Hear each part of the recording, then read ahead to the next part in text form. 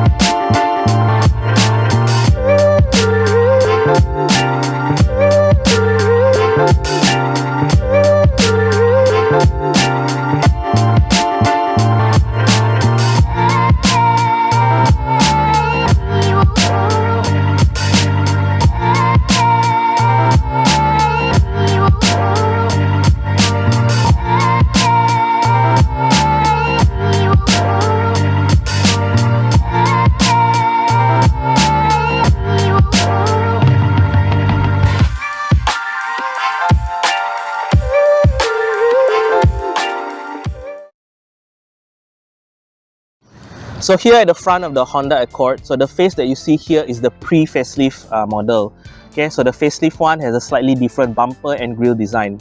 So as you can see over here, the front end of the Accord, I would say the design is not that offensive, and I would say the design is pretty safe. Okay, now things to highlight: this car has a lot of chrome bits. Okay, you have a lot of chrome surrounding the rear, the middle grille, as well as two more chrome strip over here, right next to the big Honda badge. Okay, if you look at the bottom grille as well, it also has this chrome strip that runs the lower part of the grille. Okay, so it does indicate that the Accord is aiming to be a more upscale vehicle, especially here in Malaysia. So the headlight that you see here, so the Honda Accord actually come in three trim level in Malaysia.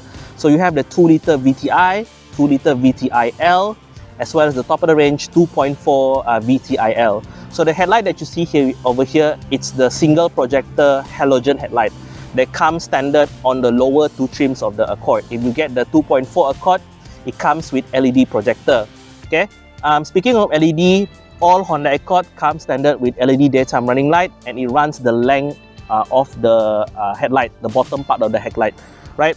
Towards the bottom, you have a regular projector style, you have a regular halogen fog light, and you also have a regular incandescent bulb for the turning indicator.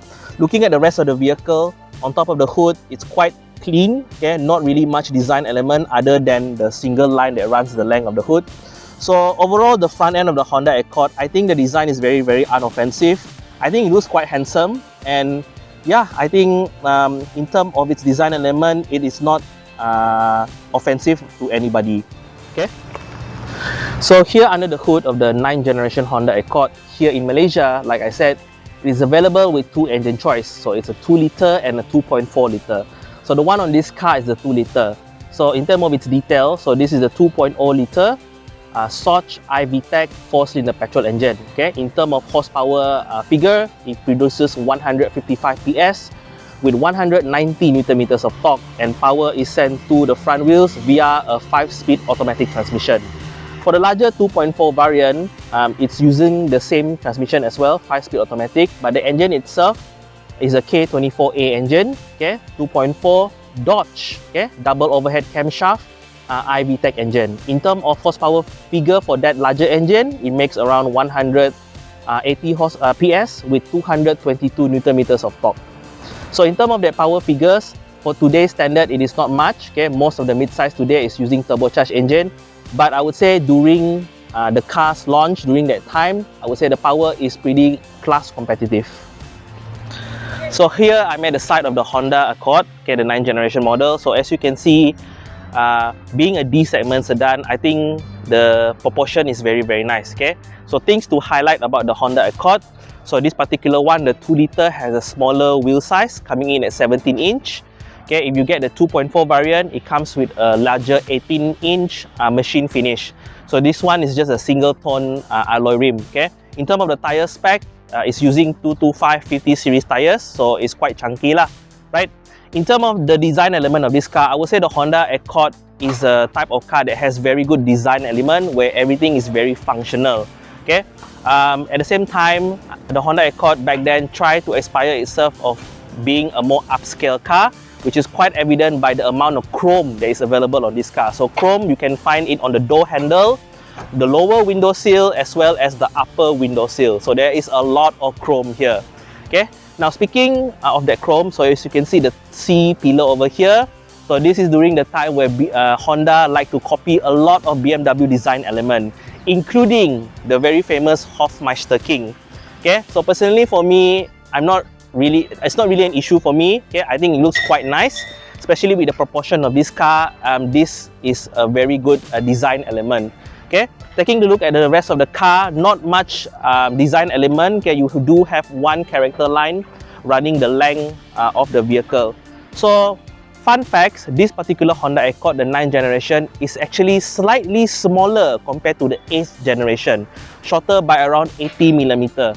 Okay, so normally the norm that every time a new car gets launched, it gets bigger. But for the case of the 9th generation compared to the 8th generation, it actually shrunk in size.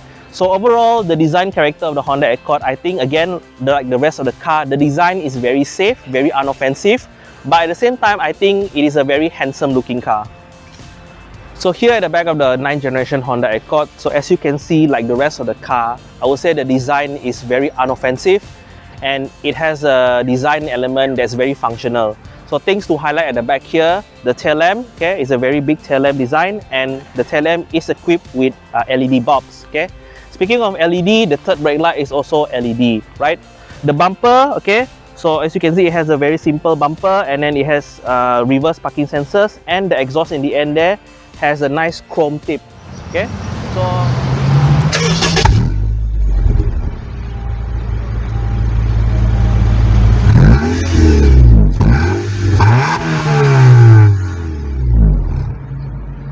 so being a Honda Accord, it is quite practical. Okay, so the boot space on this Honda Accord is actually quite big. Okay, so boot space wise, in terms of space, it has around 570 liters, which is big lah, right? It has a very deep opening. Okay, and then with the rest of the boot, it does comes with gooseneck hinges. So this is not my favorite design. Okay, I much prefer the what do you call this? The mechanism at the side here. You know, the strut type mechanism. You do have a cable release over here to fold down the rear seat. So this car is available with folding rear seat. Okay.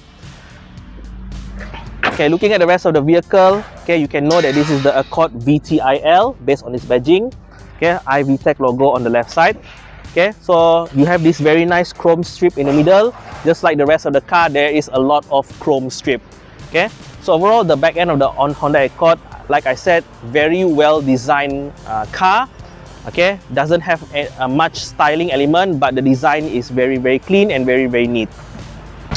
Okay, so here inside the driver's seat of the Honda Accord, the interior, okay, I would say is a very nice and lovely interior. It's a very comfortable interior, evident by my partner today, Mr. Duck. Okay, as you can see, he's chilling in the chair. It is a very comfortable chair.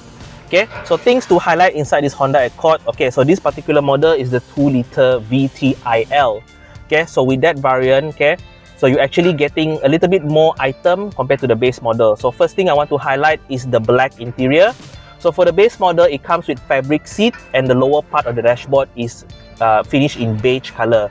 But for the VTi-L specs, okay, it is finishing in all black interior. So the leather seat, okay, it is only available with the VTi-L variant. Okay, so on the passenger side, unfortunately, it's just manual setting. For the driver's side, it is power electric. Okay, so that is quite a nice and comfortable feature. In front of me, the steering wheel is leather wrapped, and you do have a little bit of piano finish around the steering wheel. Okay, the steering wheel itself, it can adjust tilt and telescopic. Okay, so and the arrangement is quite big. Okay, so trying to find a comfortable driving position, not an issue in this Honda Accord. Okay, so in terms of the center stack, I would say the center stack looks very neat. I do love the silver finishing around the aircon. It does lifts up the cabin quite a bit. You have dual zone automatic climate control. and at the bottom there you do have this button set up with the center sort of like iDrive look. Okay, this is to control your touchscreen. Okay, it's not really a touchscreen lah. Okay, it's a screen that displays all the radio information. So one thing to highlight about this generation Honda Accord, so the previous 8th generation Honda Accord, it is known as the Honda Accord that has a huge amount of buttons on the touchscreen. So with the 9th generation, Honda tried to fix the remedy by reducing the number of buttons and introducing not one but 2 screens on the dashboard. Okay, so the lower screen over here, okay, is a smaller size. So this is mainly acting as a button display, okay, for you to choose between what type of source you want, iPod, USB, or radio AM or FM, or CD. Okay, yeah, this is 2013. Car still comes with CD, right? The upper screen, okay, so the upper screen acts as an information center. So it's actually telling you what radio, okay, what FM you on, okay, and the screen also it doubles as a rear backup camera. Okay, so the backup camera, the resolution is not the best, but what I like about this camera is that it has distance as well as trajectory. Okay, so when you turn the steering wheel, it will show you where the car will go when you back up. Okay, so the screen itself, the size is decent, and I appreciate Honda back then, they put this screen integrated into the dashboard. Most modern car, the touchscreen looks like a tacked-on feature, okay, which I don't really like lah. The screen itself, there is brightness adjustment. Okay, on the brighter setting, it is decently bright. Okay, but in the lower setting, it feels very dim to a certain point that in the afternoon it will get very what do you call this, wash out. Okay, so as you can see over here, if I change the brightness, change to number 1. Okay, so if you see, I can't really see that screen that well. Okay, so I really have to change this to the brightest. Okay, then yeah, so that is better lah. But the problem with this touchscreen, okay, you control it by using this and this. So you have 2 command center to control the screen. So it's a bit confusing on like this is actually doing what, this is actually doing what. Okay, it's almost a bit redundant lah. So I applaud Honda for getting rid of the button, but I'm a bit confused on how to what do you call this, adjust the radio. And another thing, this dial, okay, this dial, shouldn't this be here instead of like here? This is so far away. I feel like the more convenient spot for this, it will be here, you know, like BMW's iDrive. So yeah, but overall, I think it's better compared to the old 8th generation. The old 8th generation is just buttons and there's nothing to what do you call this, break the walls of button. At least here, okay, aircon, okay, you have the dual zone automatic climate control. There is a little bit of separation and a little bit of visual appeal. Okay, good. Center stack looks quite neat. Okay, this is the 5-speed automatic transmission. Okay, you do have a lot of space, and then in front here you do have the compartment for rubbish and also to what do you call this, cigarette lighter. Okay, and then in the middle here, open this compartment, you do have a space for your cup holder, and right next to it you do have a little bit of space to chuck your keys or whatever lah, right? The center stack, the center armrest, as you can see, it is very wide, and I do like towards the driver's side, it extends a bit so that your elbow can easily rest on the armrest. Okay, inside there you do have quite sizable center console. Okay, very deep. Looking at the looking at the rest of the dashboard, this is soft touch material. Okay, very nice soft touch. You do have that wood trim. Okay, it's not very bright, which I quite appreciate. Okay, so for this one, the color match the interior, which is quite nice. And you also have the same trim, wood trim, on the power window switch and also the door handle.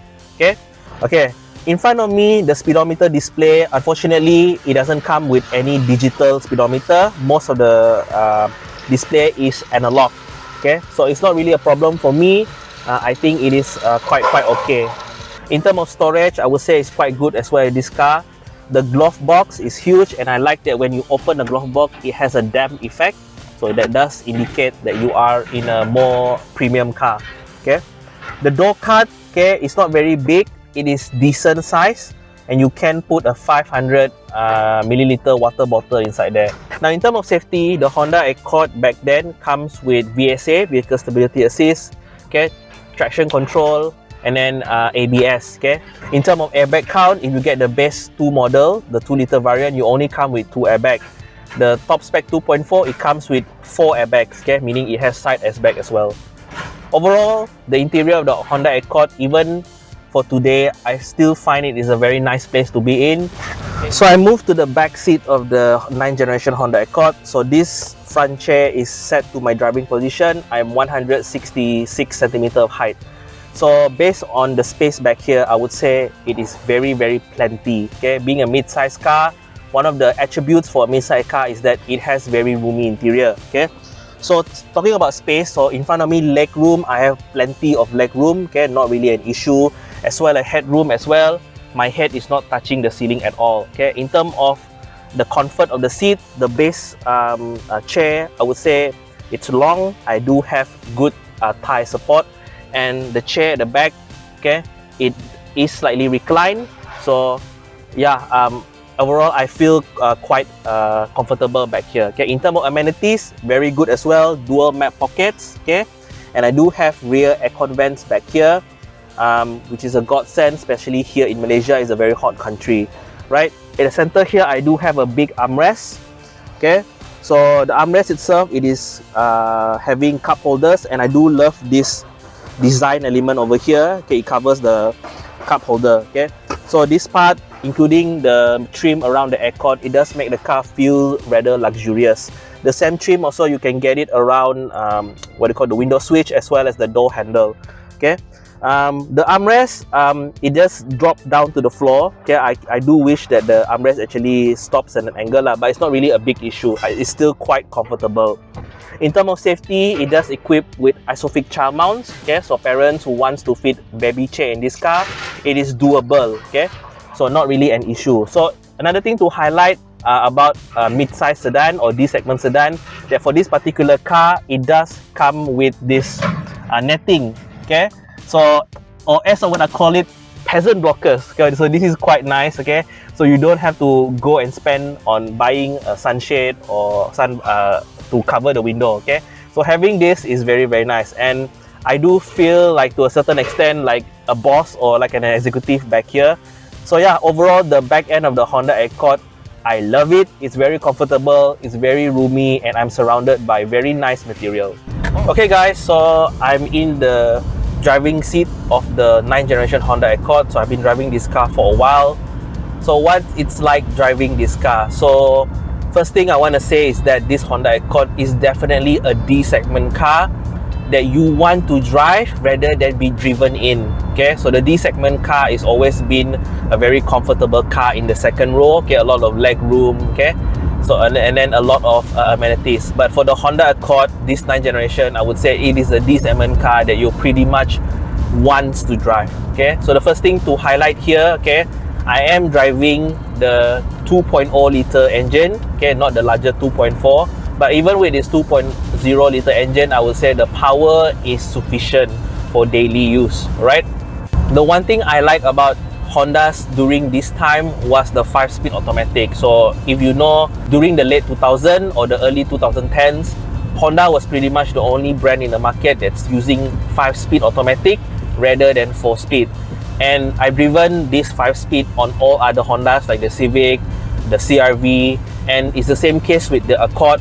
I would say the response of the gear change is very fast. Okay, so the gearbox can detect inclination, okay, or like whether you're going uphill or downhill, the gearbox will downshift for you very quickly. So the gearbox itself, okay, I don't really have the option to change or play with the gears. Okay, so there's only just D, D3 and L. Okay, there's no pedal shifter as well, but I don't really mind. This is a D-segment car, so the nature of this car is that you drive it in a more relaxed manner. Okay, with that being said, even though this car, a D-segment car's nature is more to be on the relaxed side, I would say the handling on this car is very good. I would say because this car, just now when I open the engine, I do notice a standard strut bar mounted on the upper suspension mount. So that alone tells me that Honda very much what do you call this? Put an effort in terms of how the Honda Accord handles. So the Honda Accord front and rear is using independent suspension. With the strut bar as well, I would say the Honda Accord handles very good. Okay, this is one of those D segment where I feel like it's a bit dirty for a D segment car. Like when I turn the steering wheel a bit only like this, so the car willingly responds. The car wants to turn. Okay, so with most of the D segment car, it's more aimed for like driver comfort. The Honda Accord, not to say that it's not comfortable, it's still comfortable, but it also has handling capabilities at the same time. I would say the overall driving experience with the Honda Accord is just generally a very pleasant car to drive. Okay, it's a nice balance of what they call dynamic handling as well as comfort level. Alright. Okay, in terms of sound insulation inside here, I would say typical Honda. It's not the best, it's not the worst. Okay, so accelerating, I am hearing the engine, okay, sound coming into the cabin. It's very loud, but the good thing is that the engine sound is very nice. This is one of those 4-cylinder that actually has a very nice exhaust note, and I don't mind it coming into the cabin. Okay, in terms of wind noise, I don't really hear a lot of wind noise. Tire roar as well is kept to a minimum lah, right? I would say like most of the sound that comes into the cabin is the engine sound. So I think it's the insulation between the firewall and the engine. Alright, but the rest of the car, it feels very, very comfortable. In terms of driving position as well, I have no issue. Okay, I feel very confident, very relaxed in this driving position. Okay, in terms of visibility, no issue as well. The car doesn't really have any weird shape. All the windows are nice and big. The side mirror is a decent size, and even in the back, the rear glass is quite a decent size. So in terms of visibility, the Honda Accord doesn't really have an issue going for it lah, right? Now in front of me, I am a little bit disappointed by the speedometer of this car. Okay, this car came out in 2013, 2014. So by that time, I am expecting the speedometer area to have some sort of digital display. Okay, so when I mean by digital display here is that I wish like it's like the Camry, where it's just a black screen, and then when you turn on, there's a backlit light that comes on. For this one, it looks a bit traditional, you know, like it looks like something in a cheaper car, but I don't mind. The display is quite big and all the numbers are very, very big, okay, and very legible, so it's easy to see lah. It's just that for something at this price point, I do wish the speedometer is slightly more special, right? Okay, in terms of how the engine performs, the 2-liter VTi-L Soch engine, so this is the same engine characteristic and same setup as a Honda Civic FB that I reviewed a few months ago. And how I feel in that Honda Civic, it's the same way I feel in this Accord with this particular engine and this transmission. Getting from stop, like from a standstill, the response is quite good and the car makes you feel very light. The response is very quick. Just that upon acceleration, when I reach like 2000 to around 3000 RPM, I feel like there is a dead spot in the power band. It's like the car doesn't have any power, but the sound is there, but only when I reach around 4000 or 5000 RPM, the pulling power starts to come back. Okay, and this is the same characteristics I found when I was driving the Honda Civic FB 2.0 and also the Honda CR-V of this generation with the same 2-liter engine and 5-speed automatic. So I haven't driven the 2.4 yet, so I will save judgment for later, but I would say this car, yeah, you do have to be mindful of that dead spot between 2000 to 4000 RPM. Okay, so if you are a spirited driver, you're kind of at a disadvantage as well with this model because you don't have any pedal shifter to control. So yeah, you just have to mash the throttle really deep lah, right?